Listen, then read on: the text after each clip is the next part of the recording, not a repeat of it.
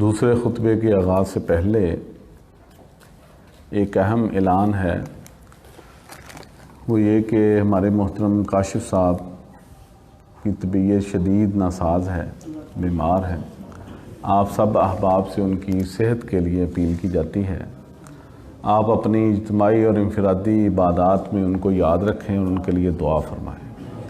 ایسے لوگوں کی ہمیں بہت سخت ضرورت ہے، سرمایہ ہے ہمارے لیے۔ آپ اتنی مصروفیات طرح کر کے چھوڑ کے آئیں، لیکن افسوس کہ آج اللہ رب سارے معاملات ہوتے تو اللہ تعالیٰ کی طرف سے ہیں۔ گھر سے ذہن بنا کے آئے تھے کہ مفتی کاشف صاحب کا درس سن کے آتے ہیں، ان کے پیچھے جمعہ پڑھ کے، لیکن اللہ رب العزت کو کچھ اور منظور تھا۔ تو دعا فرمائیں اللہ تعالیٰ ان کو شفائے کاملہ عاجلہ نصیب فرمائے۔